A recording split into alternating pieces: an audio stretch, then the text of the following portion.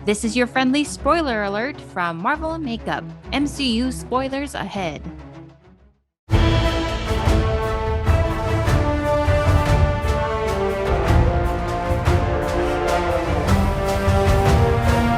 Welcome to Marvel and Makeup. I'm Quincy. And I'm Kay, and I'm going to teach Quincy a little bit about Marvel. And I'm going to teach Kay a little bit about makeup.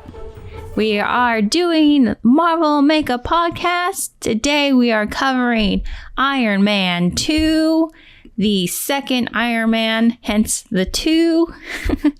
You know what? That's so funny you say that. Because as I was watching it, I was like, wait, is it Iron Man 2? Because there's going to be 2 Iron Men? And then there was. Well, there's technically 3. Well, yes. Yeah, that is true. But it is also, it's the third movie in the MCU phase 1. A little bit about Iron Man 2. It was released on May 7th, 2010. It was directed by, again, Jon Favreau, who directed the first one. Really quick. You know how I'm watching this now all together? Yes. When it said 6 months later at the top of the movie, I looked it up to see when it had been made, and I was like, oh, I don't have to be like those other people who had to wait 2 years for this movie to come out. And it was so nice to have that 6 months later and to know what had just happened versus being like, what happened again? Well, yeah. And that was the thing about this movie. Like, it starts kind of right where the other one ended, you know, with even in the what they call the Marvel crawl or the Marvel flip, where you see all like the comics flipping, all the images when the Marvel logo is coming up. You hear his speech from the very end of the first movie. So we're picking up. Okay. Sorry, I muted myself because I'm eating a chocolate with it has a very crinkly wrapper, and I didn't want to blow anyone's ears while I ate that. Can you go back? I'm familiar with the Marvel crawl, but I don't flip. think they call it the flip. Yeah, I don't think I saw that in this movie. Did I? Yeah, it's at the beginning. Was it in the last one? It wasn't in the Hulk. I don't think it was in the Hulk one, because again, that was like a combined studio thing, but it did have in association with Marvel. Yes, on the Hulk. Was the Marvel flip in the first Iron Man? I don't think it was. I'd have to go back and check. Yeah, I'm not sure. Because I remember it just started with the that Black Sabbath music song, you know? So I don't know if it had it yet. But it might have come in later after that part. Oh, maybe. You know? Wow. That's so crazy. Like, I know exactly what you're talking about, but I'm like, I don't even remember if I saw it. From the first one. This one. And even this one. Okay, cool. Well, I mean, and in this one, I think what was kind of a very cool choice of them using it was they were doing the Marvel flip as you just heard the audio from the very end of the first one. And then they bring you, while you hear the audio from the first one, you realize you're in the same time, but you're in a different space because you're in Moscow with Ivan Vanko. Very cool. Maybe it was so seamless that that's why I didn't notice. And there's that too. You're just like, oh, I'm into this and I'm listening and just seeing what's happening. Mm-hmm. So it was released. Able to look up any pop? Oh, okay, that's what. No. I was like, were you able to look up any pop culture? Yes. And I'm like, you already had started segueing. Thank you. Yes. May 7th, 2010. Quick tidbit. They had been at this point acquired by Disney because they were bought by Disney in 2009. Oh, Those wow. were the year before. Yes. That is insane because it feels like Marvel just got acquired from Disney like 3 years ago. And I don't know if it's because Disney just started buying everything recently. No, Kay, your face right now. Guys, Kay just gave me this like, okay, if you guys can seriously go to her YouTube and the look on her face is like, you poor child. Where have you been all your life? Whole time? And you're just like, these movies have been coming out this whole time. So the idea that you're just like, didn't it just happen like 3 years ago? It was like, well, maybe that's when they got on your radar. Like, oh, maybe that's when you're like, oh, there's this thing I know about. I just know about it. You probably just knew about it like 3 years ago, but you're just like, oh, that's crazy. Since 2010. Yeah. That's a long time. Yeah, But, you're right. Yeah, but here's the thing. Seriously, Kate. No, I literally was like, oh, we're gonna be like in phase 3 by the time Disney buys these guys. No. They're already there.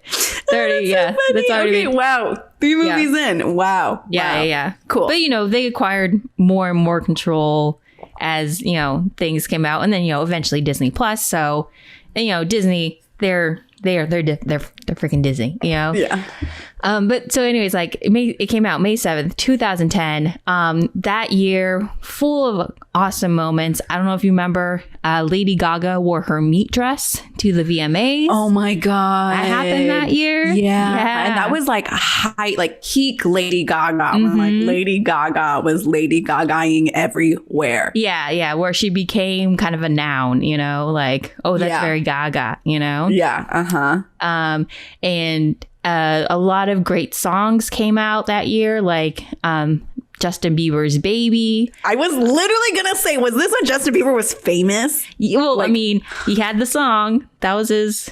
God. That was the song that was out that year. Listen, I went back and listened to some Justin Bieber, and I'm not gonna lie, it is good pop music. I mean, he was a talented kid. Yeah, really talented. And, it's a long tradition in music to have like, the pop renaissance to keep coming back with some little tyke that you're just like, dang, that kid is talented, and he's just doing his thing, and then eventually he'll grow up and try to do something more artistic, and you're just like, okay, I'm good. Other great songs: Katy Perry's California Girls, Like a G6 by Far East Movement, Forget You by CeeLo, and Just the Way You Are by Bruno Mars. Some of the great movies that came out that year: Scott Pilgrim, Black Swan, 127 Hours, Sex and the City 2, Easy A, Inception, and Social Network. Speaking of social networks, Instagram was released that year. That's the first year Instagram came out, in October 6th of 2010. Dude, that means also the same year. Listen, Instagram's only 11 years old. That means also, guys, if you're here, if you are tuning in via YouTube, say hi. This is my dog Maple. She, I think, has something she wants to say. Oh, no, she doesn't. Okay. Yep. As soon as you give her the mic, she'll be like, nah, I'm good. No, yeah. Instagram's 11 years old. That's insane. Yep. That's it. It's premiered that year. So I want to ask you a question. How long do you feel like you've been posting things on Instagram versus how long do you think the Marvel universe has been around? Like 3 years ago. Emotionally. Just 3 years ago. It's only been 3 years. Oh, okay. So no. before 3 years ago, stuff was going on for Quincy, and all of a sudden she came up for air and was just like, oh, things are happening around me. My life, I just was Kimmy Schmidt in real life.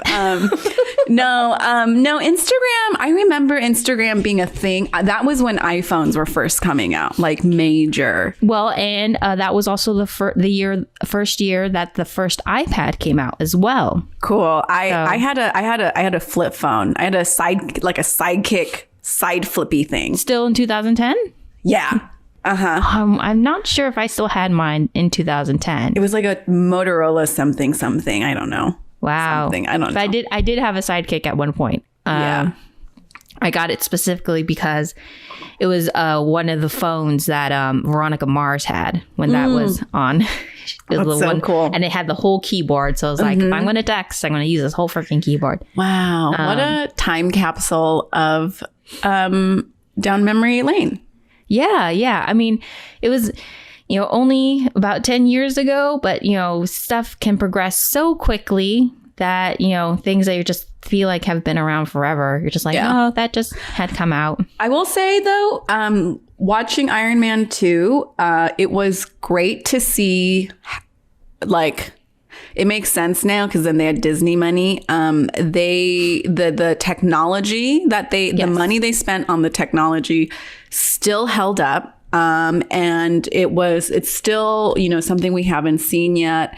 And it definitely was an upgrade. I mean, it was a huge upgrade. Like, oh my goodness. And, this kind of becomes a consistent kind of like tech that they use moving forward, like very virtual reality, very manipulating things in air with my hands. Yes. So that's kind of where they established the use of that in this one, especially with that scene where he like it creates the atom. Yes. Yeah, and then he puts that was really cool. That was a great visual. That's like kind of iconic of like, I am Tony Stark. Tony Stark. I have created and discovered, nay, rediscovered a new element. That won't kill him. Speaking of Tony Stark being Tony Stark, so, you know, he's playing this like brash, arrogant, you know, narcissistic guy. Yeah. But I totally cackled when at the hearings for, you know, whether he should turn over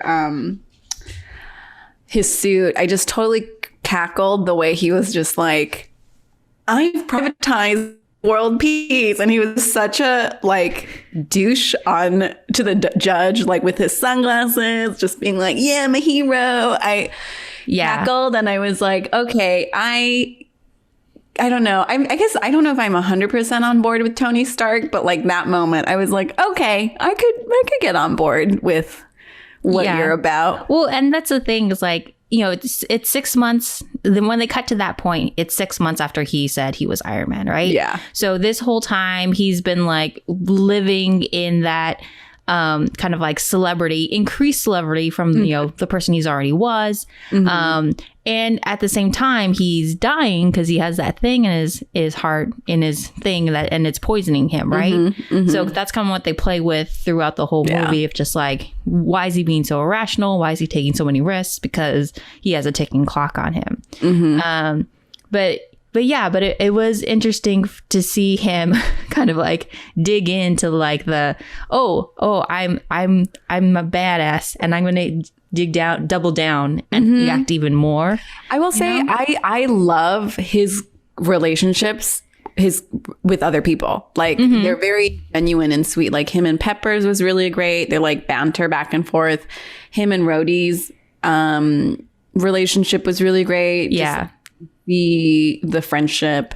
Did you catch like his entrance line, Don Cheadle's entrance line of him just being like, "What are you doing here?" He's like, "I'm here. Just forget about it." It's kind of known as an Easter egg to the fact. Was that what that was? Okay, yeah. I was like, that's this is a different person. Yeah, exactly. Yeah, okay. Because he wasn't Terrence Howard, but it's just like, okay, what are you doing here? He's just like, that's just what's happening. Let's move on. Yeah. I don't know. I feel like that's kind of a nod from like we mentioned the Terrence Howard prior to, I think. And I was like, I was like, you know, that made me think like, do I, you know, like who do I, you know, does it, and it didn't bother me. It also just would have, but then it makes me wonder, I wondered how Terrence Howard would have been in it. Yeah, the chemistry between them and whether. Yeah, because they had great chemistry too. Yeah. But yeah, so they're, you know, and also to pick up, you know, to go off of that, so many new characters popping up in this version as well that continue on. You have the first appearance of Natasha. In, you know, Natalie Rushman in this. When she originally shows up, but you eventually learn she's Natasha Romanoff, who is Black Widow, and who works for S.H.I.E.L.D. and is, you know, working for him and Pepper undercover. So that's her first appearance. You also have, you know, Gary Shandling, who's the politician who's interrogating him during the committee hearings. He actually recurs and comes back, and then eventually Nick Fury shows up again and has, you know, a full scene with him in the donut shop. So Randy's donut, oh my god, I was sidebar, guys, I love donuts. I still have not been to Randy's Donuts. Where is that?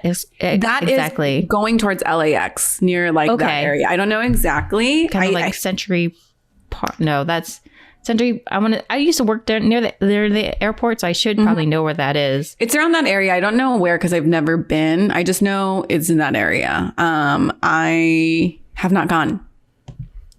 Oh, well, you know, it's like iconic, you know, place. They've used it so many places. Yes. So yeah, maybe one day we can do a Hey, field maybe trip. we can go there. Yeah, field trip together. to Randy's Donuts. Yeah, totally. Yeah. Also, I just was thinking about it. I was like, man, someone's dad was like, we need a extra large size donut on top of the shop. And his kid was like, Dad, no, it's tacky, it's lame, it's silly. And then now the dad was like, well, look, I'm in movies now. yeah, maybe. We'll see. Yeah. We'll have to have someone do a deep dive on the history behind Randy's Donuts and his perspective, bad relationship with his son. Yeah. We'll look I just made that up though, so who knows? What else? Anything else? Oh, I love Sam Rockwell as Hammer. Yeah, right? I thought his scenes were kind of like, they were like the comedic scenes. Him and Mickey Rourke. Yes. Yeah, Mickey Rourke. I remember kind of one of the most recent movies that he had done was like The Wrestler. I don't know if you saw that movie, but it was like very like character study and like physically involved because he was like a wrestler that was aging and he was like, his body was kind of breaking down. So it was kind of crazy to see him, or kind of wild to see him, step into this kind of like more blockbustery role, but still bring that kind of very like, like raw gravitas. Yeah. Edginess. I just know Mickey Rourke. He's the Breakfast at Tiffany's guy, right? Is he? No, that's Mickey Rooney. Oh.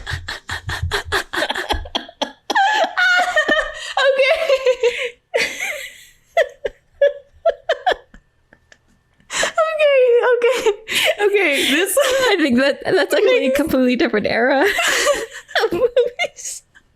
I think Mickey Rourke. I think that makes more sense because I was like, I saw Mickey Rourke and I was like, oh, wait, isn't that the racist Breakfast Activities? No. And so then when I saw two different Mickeys. Yeah, but then when I saw how yoked he was, I was like, wait, he's still alive? And like this, no, I didn't even realize it was that. I didn't even put the two together.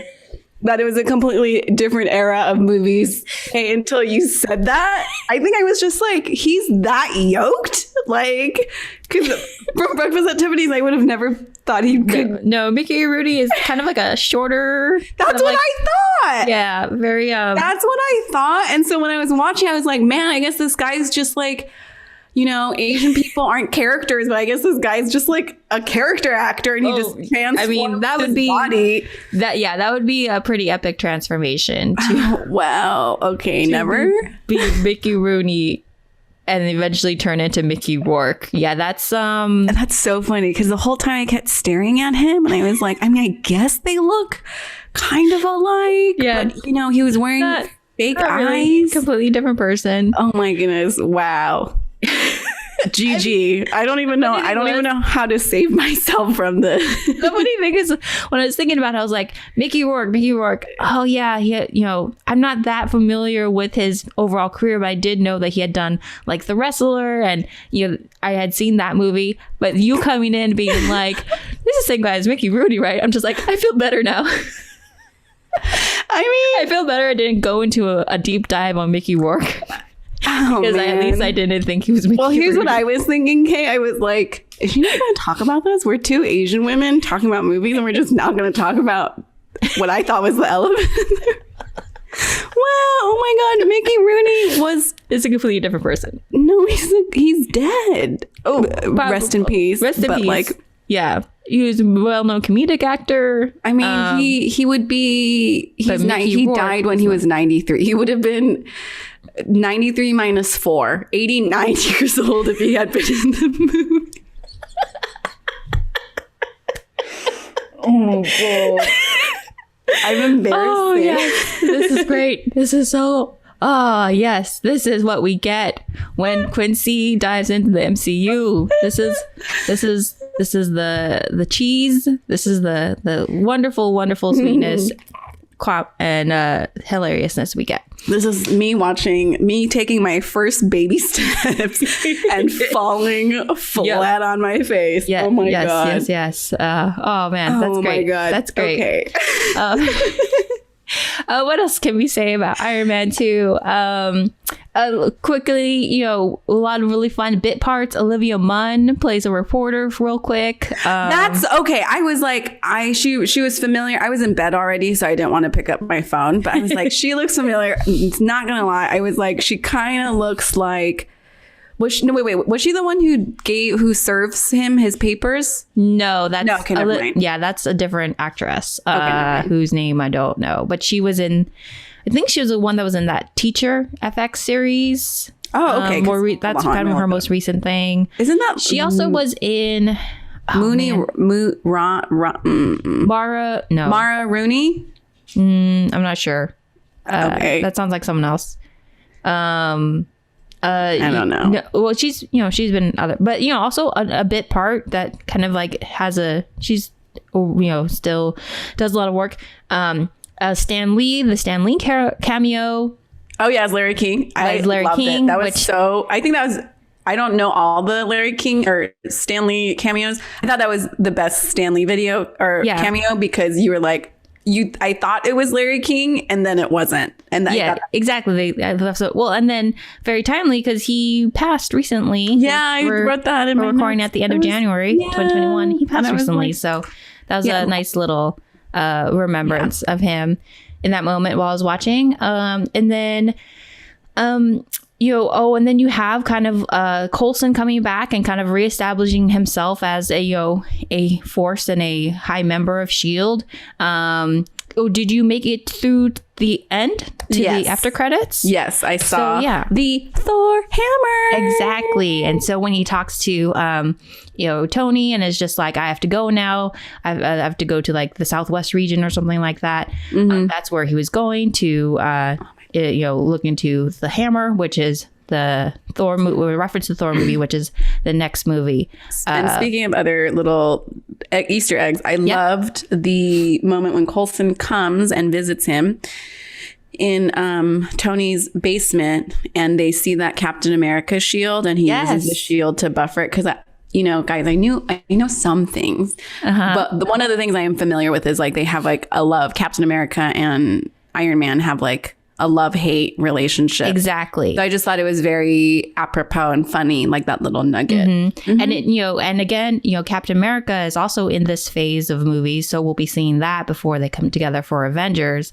But it is this thing of like, Tony had this like distance, estranged relationship with his father, which they also dug into, over this film. The fact that like, Nick Fury is just like, he had all these, he said you were going to bring something new and incredible and to the world. And then Tony being like, I don't know what you're talking about because like, we didn't really get along very well. So there, this is very much like planting the seeds and creating the foundation of like that relationship, which will reoccur throughout, throughout the movies as we move forward.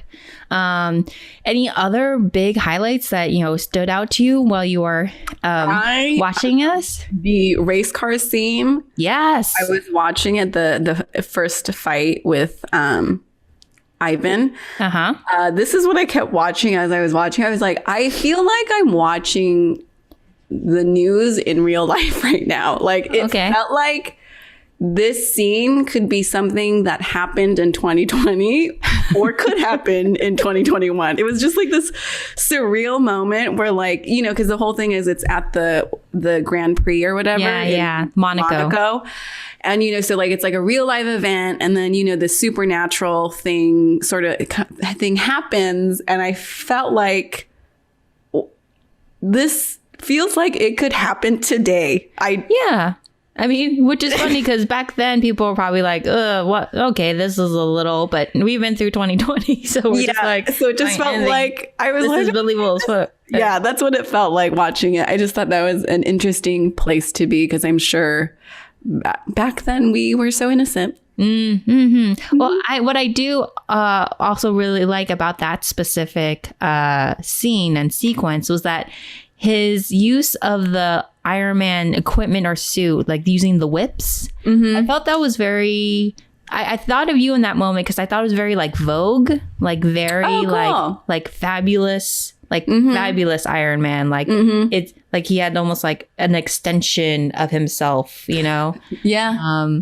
So it just reminded me of like a cape, or like a lot of the arm movements that you see in like Vogue dancing. Yeah. You know what I thought as, we revealed that maybe they're like Howard Stark had like possibly fucked over Ivan's father, like right.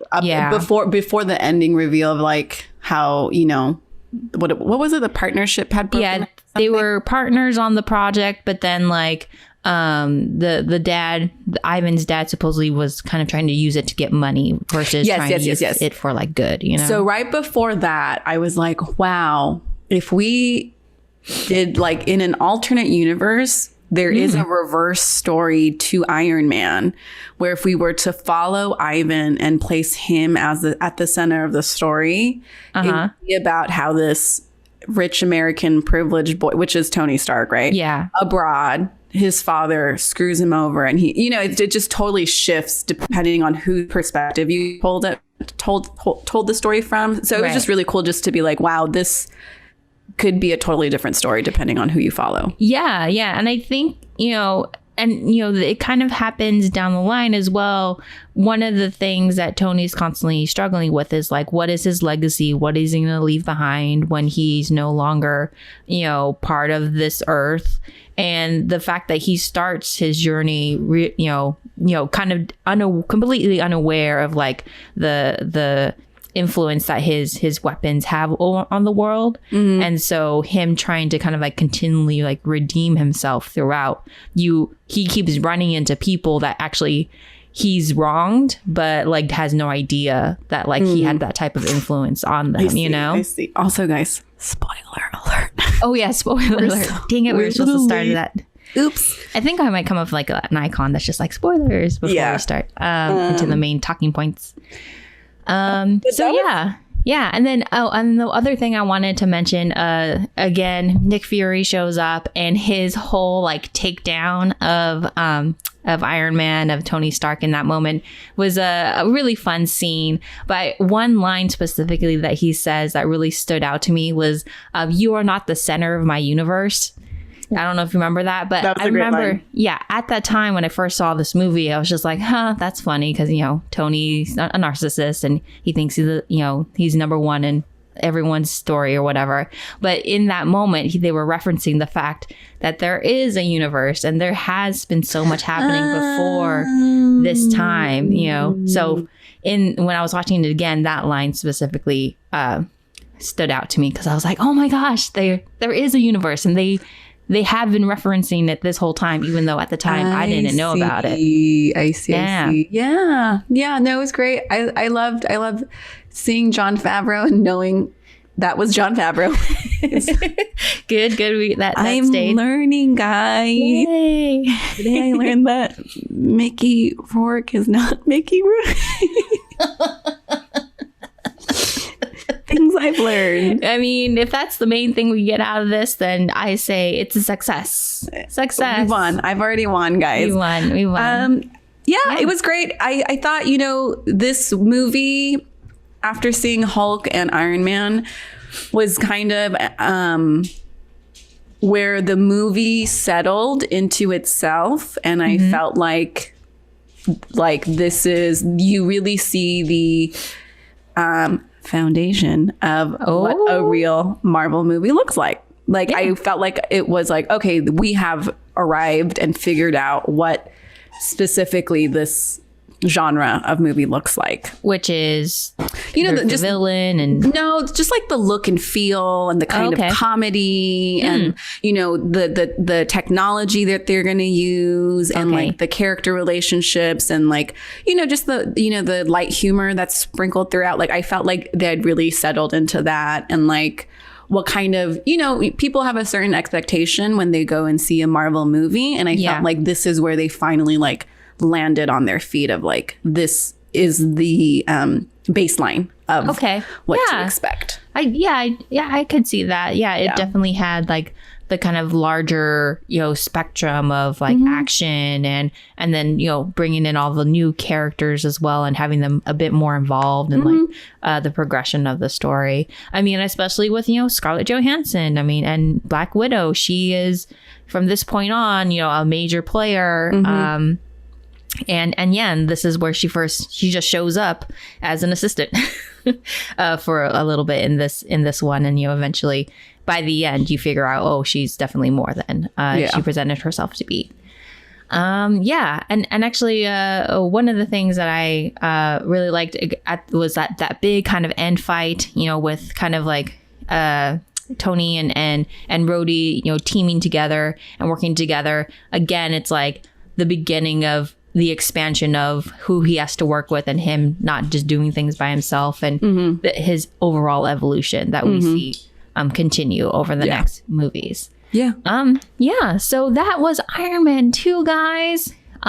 We are going to now transition into our stretch and share portion. Stretch and share. Share. So I believe I picked the share last week. So stretch. So Quincy, you'll pick the stretch this week. This week, let's just do clasp our hands behind our backs if you can, and just push your chest forward. Can you do that, Kay? Oh yeah, a little bit. You did it. Yeah. Just so we can get an upper back stretch. And why don't you share? Am I sharing? You're sharing. I'll share. First. So I'll share first. I had a bit of a busy week, but one of the things that was kind of like a very fun discovery was these little shorts that are on Disney Plus that they call popcorn shorts that are made by Pixar. They're just based on like existing Pixar characters, and they're just like little shorts that tell a little story involving those characters. But one of the ones that I really enjoyed were the ones with Ducky and Bunny from Toy Story 4. Have you seen Toy Story 4? No? Yes. Oh, you have. They're the ones that are voiced by Key and Peele. It's like the yellow duck and the blue bunny. Uh-huh. So there's 2 shorts that involve those 2 characters. And as a Key and Peele fan, it was just so funny and so cute to watch, to dig into those shorts and find them. So I watched them a couple times over this week when I just needed a little laugh. And yeah, that was kind of a little bit of my highlight for my week, because I'm a fan of Keegan-Michael Key and Jordan Peele. Specifically, Keegan-Michael Key is someone who I've been in his orbit a little bit. Like I met him once to like a UCB diversity thing once. And funnily enough, and I used to see him perform. I once saw him perform IO West, and the dude did so many characters in like a 15-minute set. I was just like, oh my gosh, this guy is amazing. Wow. And he actually, they're not paying me for this, but this week he released a Audible series where he talks about the history of sketch comedy. Oh, what's the book? It's called History of Sketch Comedy. And it's like I saw him do an interview about it. It's like, what if he was doing like a lecture as a professor at a college? Wait, like if this him reading it? And it's written by someone else, or he co-wrote it with his wife, who is a director and producer and writer. And they did the research, and they researched like the history of sketch comedy. They wrote it, or maybe she wrote it, and then it's like a 10-part series, and it's as if he was like a lecturer at like a college, and he was I'm gonna have to check that out. But instead of using archival footage for the sketches, it's him playing. He's gonna be playing all the parts. That's dope. That sounds fun. So when he reenacts sketches, it's gonna be just him. That's funny. I can't wait to see. I can't wait to hear it. Yeah. So it's on Audible. I'm going to start listening to it this week because I literally just found out about it yesterday. But yeah, that's kind of a highlight of my week. Sounds great. Ducky and Bunny turned into a Keegan-Michael Key plug. That's great. How about you? Have not. Well, I used to listen to a lot of podcasts, but ever since 2020, since I'm not driving as much, I am not listening to nearly as many podcasts. That's interesting. I listen to more now. now that we're inside as much. I think it's because it's easier to listen to a podcast like throughout your workday type thing. Yeah? I can't do that anymore. Really? I can listen to music and do work, but if it's something I need to pay attention to while I'm working, because I'm usually writing or rewriting or editing, either on my personal writing work or for work. And so I can't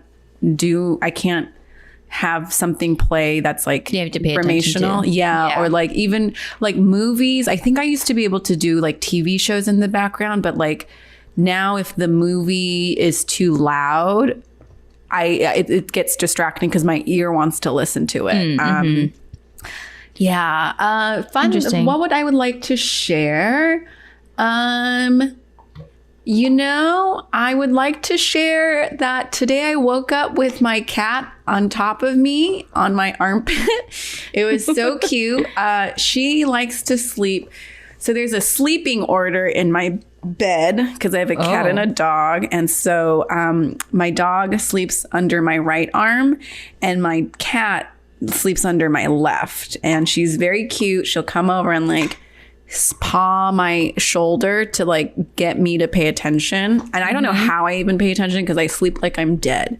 But I'll like wake up to like pull the cover and let her sleep in the crook of my arm.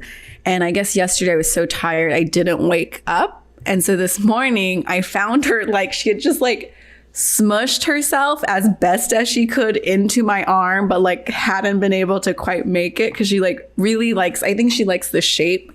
Like, I make a little triangle. Very bed-like shape. Yeah. But because I hadn't moved my arm and my arm was like to my side, she was just trying to sleep. She was sleeping on like my pectoral shoulder area, just being like, okay, let me get in here. It was so cute. Now, when you wake up and find a cat laying on you, do you immediately go like get off, or do you just like enjoy the moment, or are you like you're like into it? I feel like you're just like, oh, this is an extra pillow, fluffy pillow. That's my best friend has a cat, face. and I feel like all cat owners I like this. Like anytime the cat chooses you, you're just like in awe. So you're like, oh my goodness, I cannot move. Like, and she'll come and sit in my lap, and I like will have to go pee, and I'll be like, but I can't because she never does this. So the cat gets priority over your need to pee. Yeah. Interesting. They starve us. She starves me for attention and affection. So when I get it, I milk it. Okay. Yeah. I mean, I hear cats are like that. Yeah. They're just like, I will pay attention to you when I want. Yeah. And you're like, okay. They say cats are like teenagers and dogs are like children. That's the difference. Which I think is very I think that makes sense. Okay. Good to know. So maybe why not have why have actual kids when you can just have a combo of cats and dogs? Take that, moms who want to be grandmas. So anyway, so that was our stretch and share. Now we're moving on to the makeup portion. Makeup. All right, kids. I don't know why I said that, kids. So today, you guys might have heard my own Easter egg within this podcast episode. What? Learning stuff. We are covering foundation. Yes. Because I felt like in watching Iron Man 2, I was like, I am seeing the Marvel universe, Marvel Comic MC. What does the C stand for? Marvel Cinematic Universe. Marvel Comics Universe, guys. I am winning today. It really felt like I was seeing the face of the MCU. So Foundation. And so to start, I am going to start applying the primer that I learned about during the first episode. So I'm going to start with that. Yes. Okay. How was it this week applying primer and your concealer? I didn't do it that much because I didn't have that many Zooms. But I did try once, and I felt like I ended up doing the concealer after. Which I thought it did look better than previously just using foundation, but I still wasn't getting the total kind of like evenness. Okay, so let's look at what you're doing today. And I'm wondering, I don't know what you think, but should we try to do concealer first this time? Didn't we do concealer first? Oh, no. Concealer, but we didn't do. Oh, yes. What do you want to do? I might want to think about trying the concealer first this time. Okay, yeah, let's do that. And then you can tried it. I tried it around this week. When I tried it this week, and you know, like I said, it worked better than just doing foundation and the primer. Yes, but I might want. So I want to see what would necessarily look different if it looked different. Playing it before. Yeah, let's do that. And I did try to do what you said in terms of doing like light little strokes. And I realized that's probably the origin of what they call beating your face. That phrase. Oh, I've heard you say it. I've heard you say like fresh beat, something like that previously. But I was like, oh, I have an idea what that means. But do you want to explain what that means when you have a fresh beat or you beat your face? It comes from makeup enthusiasts and from the gay community. It's just when a person has just a really flawless look. Okay, it's not because when you apply makeup and you're supposed to do it in kind of like a beating type motion. I don't know. I don't think so. It could have, because that's what okay, maybe that's something to look at, because that's kind of what I felt like I was doing, like just like small little punches to my face with a brush. That is so funny. Okay, I feel like you just made the Mickey Rooney joke of this portion in this segment. That's what I think beat is. Yeah, because you were like, I'm beating my face, and it's like, no, I don't think they mean like, I don't think it should feel like you're beating up your face, although there is skincare services you can get that certainly feel that way, but I don't think it comes from the idea. It's like that. It's like, yes, like punches, not like punches, but just like, you know, little dabs at your face repeatedly. Yeah. So like if you were, I don't know, doing a little bit of this, a little bit of the boxing. I feel like I know this. I think it might be, I don't know, I have to look it up. I don't want to spread any misinformation.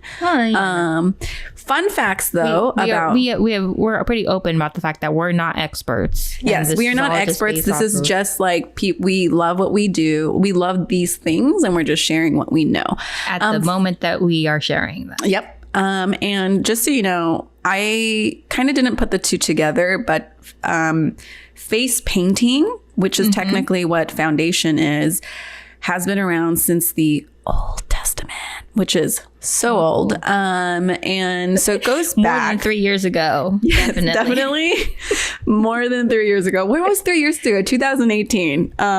Yes. So life started for Quincy at 2018. Guys, she was into a lot of stuff.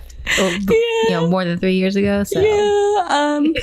But you know, this is a reminder that women used to die to do this. You would use lead-based powders and paint to paint their face white, because white, I mean, it kind of still is now, but white was desired because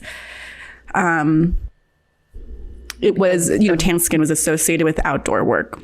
Oh, so because it was a class type thing. If you were inside, yes, it was more, a class, you had less exposure to the sun. Yes, you know, yes. But you know, that's also a whole thing with different cultures and beyond the scope of this podcast at this time. Let's just say that. Back then, they put animal fat into this is like way back when, like BC era. But animal fat was used to create a smooth texture, which kind of makes me upset because I feel like that's just clogging your pores. But I guess in 200 BC, you have more important things to worry about. Yeah. I remember reading or hearing about how like they used to use like urine, like specifically like chilled, like urine from like specific people to like color food. Yeah, you know, so sometimes when I think about like, because I love desserts, pastries, and when I think about like what like certain desserts that have been around, I'm like, how did they do that? You know, and I realized that the experimenting that we got to, like, we now don't, we skipped that part, right, of experimenting. And so they were experimenting a lot. They used to use egg whites to create a shiny complexion. They used to, so like literally during the Italian Renaissance, women wore water soluble lead paint. And so a lot of women and men, men also wore makeup back then, died wearing lead-based makeup. Wow. And also they drank iodine to achieve whiteness in the late 19th century, which is kind of really intense. Yeah. I mean, I guess if you don't necessarily, if you're doing something mainly for like vanity's sake, you're probably not really paying attention to like, this is having a overall health effect. It works, you know, type thing. Maybe. Plus, I don't know. They also didn't live that long, so maybe their their forward thinking wasn't really that forward, because it was like, oh, do you think back then they were more YOLO than we are now, since they're living? No, like you knew you were gonna die when you were 20. You're like, YOLO maxed out. YOLO to the max. I'm probably, yeah. Right? I mean, I would think so. Like, I mean, they had brothels back then, you know? So it's like they accepted what? Brothels, like, you know, prostitute houses where you can just like go. Sorry, Kay, I don't get the segue. Like YOLO, you only live once, right? Yes. So then you went to brothels? Yeah. So like they didn't care the fact that like, I don't know, there's like, this is what I'm feeling and I'm gonna do what I want. You know? I thought that brothels was where you went, like, I mean, I don't know. I feel like, I guess, yeah. I mean, are you saying, wow, we really don't know what people did back then? That's just where my mind went, of just like, you know, if people didn't have that much time to live, how much more freer of a society would it be? Well, probably a society where, you know, brothels were legal and you could just like go and like, you know, but there was like the whole society being like very, you know, a very specific group of people had most of the power. So they were probably like YOLO all the time because they had the power to do so. But you know, so that's where my mind went. Does that make more sense? I guess. I just thought like I was like horseback riding, like maybe not doing all the laundry at once, you know, because back then like laundry took like 2 weeks to do because you had to like hand wash everything. Yes, or you know, you had servants do that if you were. I was thinking of like your average person, and I just love that you were like brothels. Okay. Where are we right now? You applied concealer. I've applied the primer. Okay, so or primer. Apply this concealer. Foundation. You want to do, yes. You want to do the concealer next. So, and I'm going to use the concealer brush. Yes, Kay found that she has a tiny concealer brush. I have a concealer brush. So I'm going to use that, and I'm going to apply small amounts to the places. Yes, let's start. Do you want to try your eye? Underneath the eye? Yeah, under your eye. You don't have to go that low. A little higher. Yeah. Under my right eye. Yeah, and then doing this thing. And then you can do that, and then you can start brushing it out. I would join you. With the brush or just my finger? With your brush. Sorry, pretend that. Oh, I'm too close to the mic. Pretend this is a brush. I would join you. My eye is almost gone, but not quite, which is why I'm still in glasses today. Okay, I'm brushing out under the eye. Light. Yeah, just keep it light. Okay, relax your face. Remember what I said about... Oh, yeah, doing this thing? Yes, yeah. There you go. Relaxing. And then, do you see how you have like the bag directly under your eye? You can apply it there gently. There? Yeah. Cool. Closer. You can do more up. Closer to your eyelid. Closer to your eyelid. Closer to my eyelid. Yeah. Dab. And then, don't try like patting it out. Oh, see? Instead of pulling it, because that pulls your skin, try dabbing it. Does that look right? Yeah, that looks great. And you'll get better at it. Okay. Yeah. How does that feel? Good. Yeah. I do want to try So one of the places that I constantly find is uneven is my forehead. Yeah. So how can I approach this? So if I were you, I would just dab. And think about too, because I know it might, look like your whole forehead is red, but I would try to do like a spot. Yeah. Try that. Have I started using too much again? Yeah, it's a little bit too much. Okay. But it looks a lot better than, it seems like you have more control of the product this week. With this brush. Yeah. Okay. So while you're applying that, I just want to share some more fun facts about foundation. Okay. Foundation. So I have been on the hunt for the perfect foundation, and I've tried a lot of different products. I actually haven't tried, there's different kinds of foundation. There's liquid, cream, powder, serum, and water-based. I've tried powder foundation. That's really great if you have oily skin. But it does require reapplication throughout the day. My go-to is liquid. I used to like tinted moisturizers because of the lighter coverage it gave. Makeup artists would always tell me you don't need full coverage, but I noticed with lighter coverage, okay, you were concealing your whole forehead. Well, I'm trying to smooth, spread it out since it was too much. Yeah. Not right I see. Okay. Yeah. No. That's. I'm gonna move. You have a lot of product. You can. Yeah. And then trying to do it higher this time. Yeah. And then again, try dabbing it because that's the skin around your eye is quite delicate, so you don't want to pull on it. Right. Yeah. Because of the bagginess. Yeah. Wait, so you're saying liquid versus... Oh, and then liquid I just like liquid because it's easy to apply. Cream foundation is definitely thicker and creamier. It's great for dry skin, I guess. But I don't like it because it's very thick. And I think for everyday use, it's kind of heavy. I actually haven't tried serum foundation, but I think or maybe I have no, I haven't. These days, I think people are adding, serums and SPFs to foundation. So it's multi-use. Currently, I'm using this Morphe foundation. I liked it because it gave me really nice full coverage. Oh, and the reason foundation comes in a multitude of coverage. There's sheer to light, medium, and full, or buildable. Buildable being the most, you can get more coverage because you can build on the foundation. I actually prefer full coverage, mostly because I apply it once and I feel like it stays on my face all day. Mm-hmm. Yeah, versus I noticed when I was doing sheer to light coverage or when I had powder makeup on, it would come off and you would have to reapply. I mean, maybe powder makeups are different now. I haven't tried them in quite a bit of, it's been a while. So how are you doing? When you apply concealer, you put it underneath your foundation? Mm-hmm. Is this the way you usually go? And how much concealer do you use? It is literally a dab. A dab? Yeah. Per spot? Yeah. And how many spots usually? I feel like I'm putting them on all my everywhere. Spots and yeah. it's all over. Yes.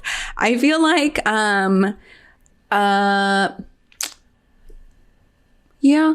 Cuz I feel that I'm just putting it on the spots that after I put on foundation, I'm just like, "Oh, those spots still look a little uneven, but I don't want to put on any more and make it look like..." Well, from here, I can't actually tell that you have areas in your chin that would need to be evened out, except right here on the corner. Right here?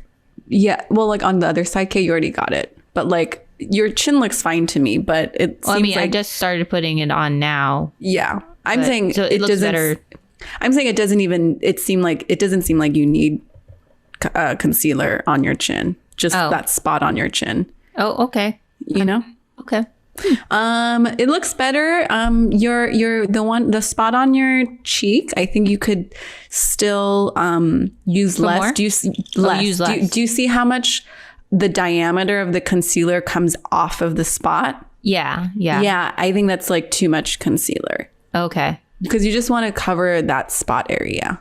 But the thing is since I'll be putting foundation on top of it, it should help. Yes, it should help. Let it all blend together. Yes. So that's what I'm banking on. Yes. But just so you know, as you get more practiced with applying, just to try to, it's more like a spot check versus like, you know. Okay. I definitely put too much on my hand this time. So that's why I'm still putting it on because I don't want to waste it. So I'm still putting on more. And I am openly admitting this is too much. Yeah. You know. It's funny because I play video games, but I'm not good at them. But I play them sometimes with my husband, who is very good at video games. And it's sometimes very difficult because he's used to playing a level and just getting the max score needed on the first try, because that's the way he does. I do not. For me, the first try is kind of a practice run. Yeah. So there's a constant struggle we have of me being like doing the first run, being like, okay, this is where I have to go for this. Oh, and this is where this goes. And him actually trying to get everything done and do it the first time around. So just using that as example of this is my second time attempting to concealer. You're doing great. I'm still in the practice runs. You already are. What is it? You're learning, but you already look like you're so much more comfortable than last week. So yes, definitely with practice you'll get better. We really have to stop saying. As with everything, we keep saying what? We keep saying This is a podcast. We're gonna talk and we're gonna talk. Also, speaking of not speaking of anything, just segue. This is good? Yeah. Do you think I'm ready for foundation now? Yeah, let's go for it. Okay, cool. What were you saying? Oh, I was going to talk about foundation finishes. So there we go again. Now I can't stop. Foundation finishes. I'm going to try to be like AOC and speak with purpose. Ooh, yeah. Wow. Even thinking about speaking purposefully helped me speak purposefully. Cool. Senators. Okay. Foundation finishes. Let's look at foundation finishes. There's 3 types. I'm sure there's more. Natural, matte, and dewy. Okay. The only reason I say there's more is because I think there's a combo finish where you can get like half matte, half dewy. I used to not like dewy, mostly because growing up I had very oily skin. So whenever I did anything dewy-ish on my skin, it looked like my face had been rubbed in bacon grease. So I always went for like a matte look. Even eyeshadows, there'd be like glitter or a gloss look to it, and I'd always opt for the matte look. Now I think there's a combo where you can do matte and dewy, and I like that because it gives your face a little bit of a glow without getting that shiny look. Yeah. Cool. And is that something that happens after you put on foundation because it's a finish? Yeah. It's just kind of like I don't know the exact is that the thing like in old cartoons with the big powder thing that they push is your whole face? That is finishing powder, which we will get to. Yeah, which is different than finish. What you were talking about? Yes. That's the finish is the kind of effect that the foundation has once you finished applying it. Oh, okay. Good. So that's like 2 more things for just foundation, right? Like no, because the foundation finish is the kind of foundation you get so that it has the desired effect. Okay, so foundation finish is the same as foundation. It's the quality. So it's like, do you get it's a tortilla, but do you get a corn tortilla or a wheat or a white flour tortilla? Well, we know what's happening. I have Smashbox Studio Skin 15-hour wear hydrating foundation. Great. I used to use Smashbox. It's a great product. I'm currently using Morphe. Dropped it. Morphe, it's a little lower on the price point, which I liked, but I think I might switch it up again. Okay. Great. Cool. And so, so that is the foundation I'm using. When I've been putting it on myself, I kind of just use my finger and put it all over, and then I use the brush to kind of brush it You out. can definitely do that. I know, like the way my mom does it, because the Smashbox has a squeeze bottle application. I know what my mom does is she'll do like a dot in her T-zone, like her forehead, her nose, her cheeks, and her chin. Okay, let's do that. Forehead. You do that? No. I also do the, apply it on my, squeeze some on my hand and use that as like a palette to pick the makeup off with my brush, but whatever you're comfortable with. Yeah. Okay. And so that's... So then use your, do you have a foundation brush? Yeah. I have been just starting to do it mainly with my finger first. Do you? Okay. I would prefer to use a brush just because I don't like getting product on my hands. And I feel like I have more control over spreading the product evenly. Okay. So I'll transition to brush now. Cool. And I know we've previously talked about how to move the brush, and you're supposed to use it in small circles. Is that correct? I don't think for foundation. I'm just going to demo.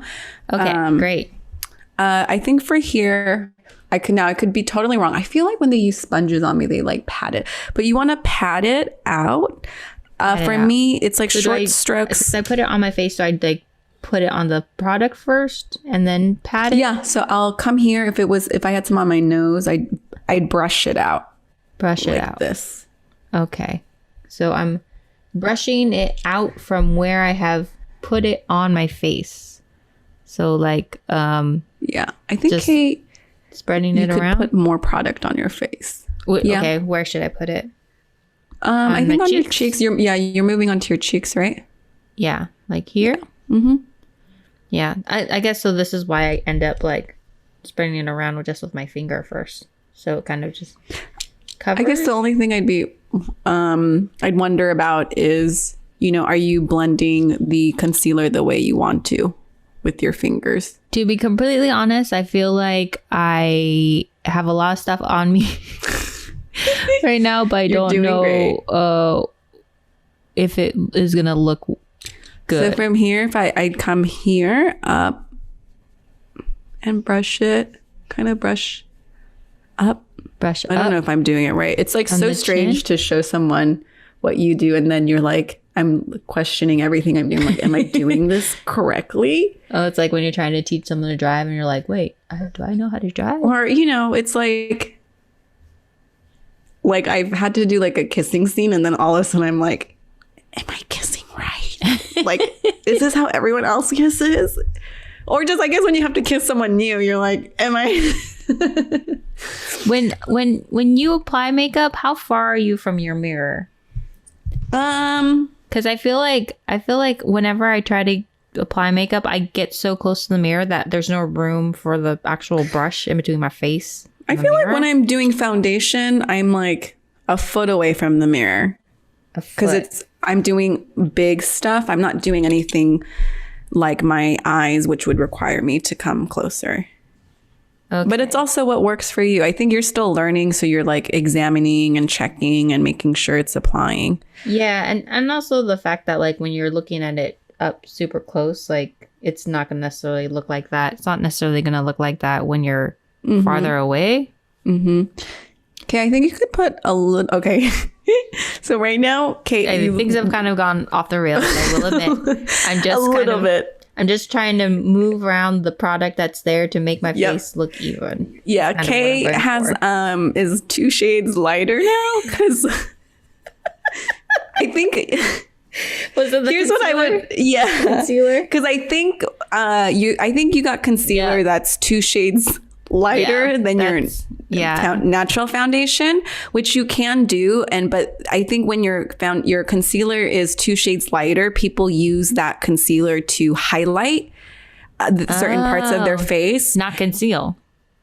It's a little bit of both. Like you can conceal the dark shadows under your eyes, but do it in a way that also highlights them, so that the shadows aren't as visible. But I think for you, what might help is if you got a concealer that matched your skin tone, so that when you apply it, you get the coverage, but you're not so white because your face, you just... You've just lightened your face. I mean, I will say it looks good. It looks fairly even. Yeah, it looks very even. I feel like though it's a lot of concealer, so it feels like your forehead seems a little heavy. Like it feels very. It looks very thick. And that's there's still like that dark. The dark regions. Yeah, and I think let's try. If you want, we can wait, or you can try to get a new one of like a concealer that kind of matches your skin tone versus like skin. Yeah.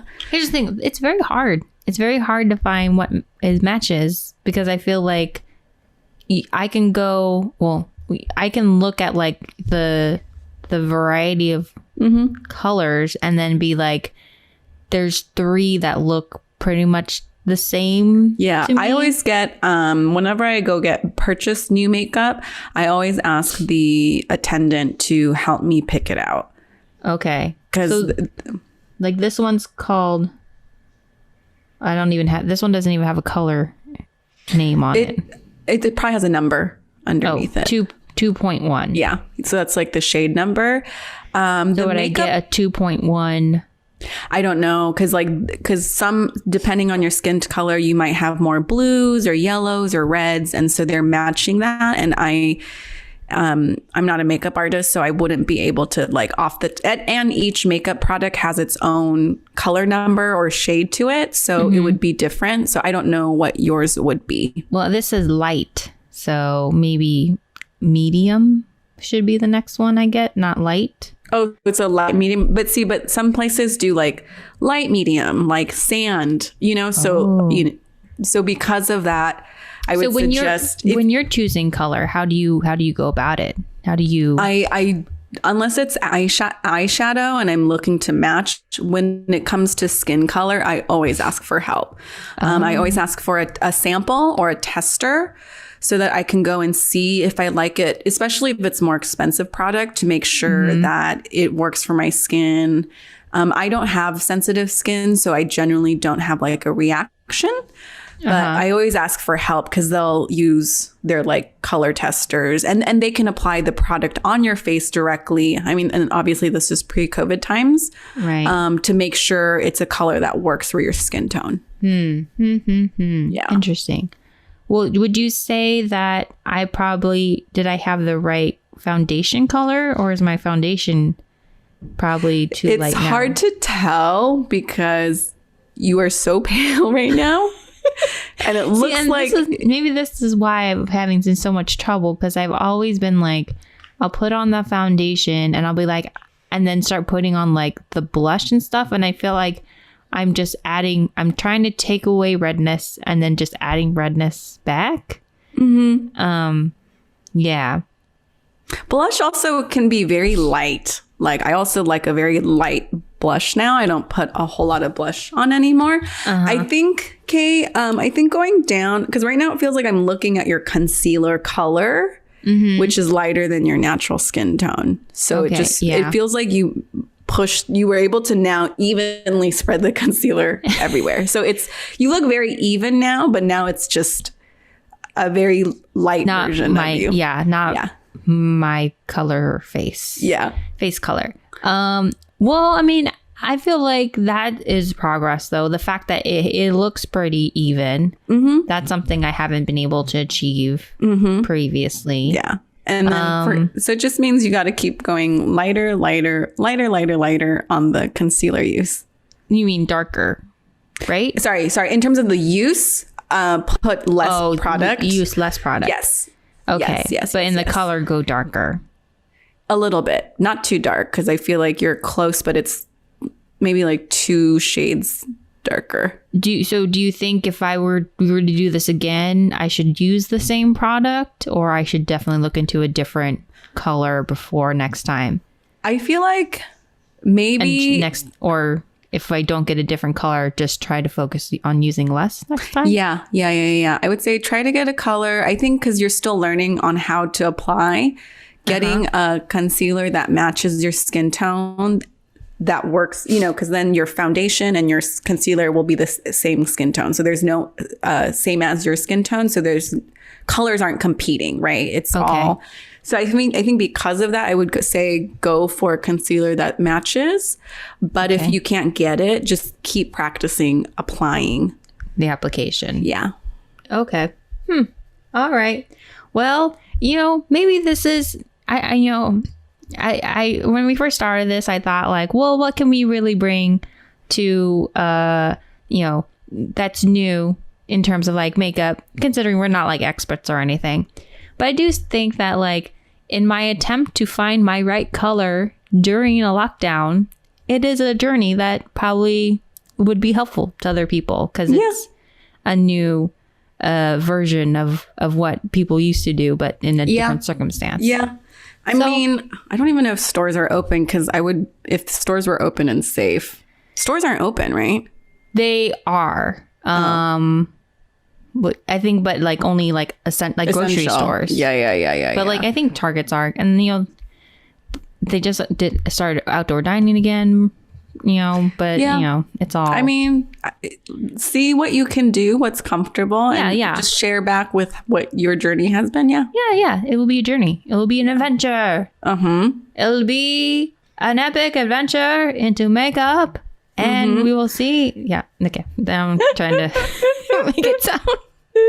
I'm making it try to sound like Iron Man 2 epic, but okay. It's just gonna be me looking at colors, being like, yeah. I mean, if you're going to Target, I feel like especially that new one that opened up. Never mind. There's like 7 new Targets that opened up. As I said that. But depending on I feel like there's a makeup attendant who can like point you to the right direction if you go to a Target. Yeah. I think probably just do it online because of whatever is comfortable for you. My comfort level, but I think that will also be helpful to be like, this is how it went when me just trying to do it online the way I did it. Cool. So so I'm 2 shades lighter, but I am fairly even. So that is where we have succeeded today. That is the victory we're taking away from our Iron Man 2 foundation application episode. I think we learned a lot. I learned a lot.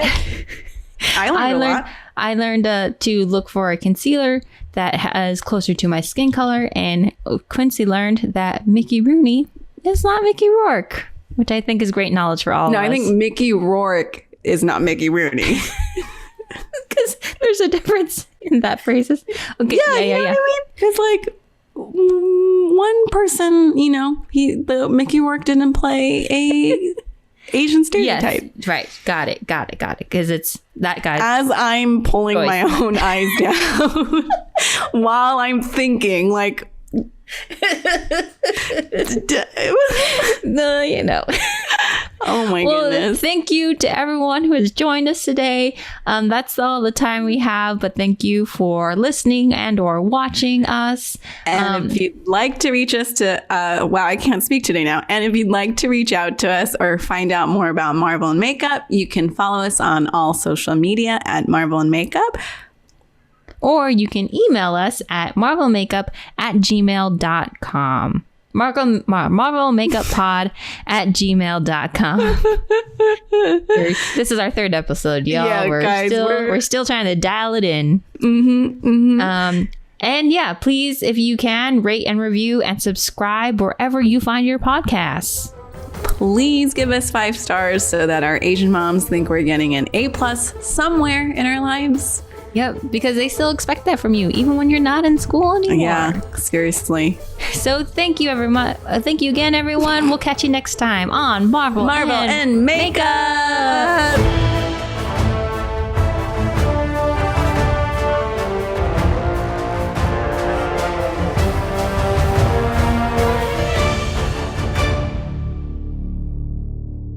Marvel Makeup is hosted and produced by Quincy Cho and Kay Kanapu. Quincy is an actor-writer based in Los Angeles, California. Kay is a writer-performer for Filipino AF and an alum of the CBS Diversity Sketch Showcase. You can follow them on Twitter and Instagram at Quincy Dinosaur and at Kay Kanapu. The music for Marvel and Makeup was composed by Clarence Yap and our artwork was designed by Patty Lin. You can find them on Instagram at Clarence_Yap and at pattylin.jpg. See our show notes for even more info. You want to follow the shape of your face. Pat and follow. Pat and follow. So like here, you get in your nose, get the crevices. Brush, brush, brush, brush, brush, brush, like that. All right. We'll see how it goes. Shall we end the recording? After credits. Yeah, I'm just trying to credits. create after credit content.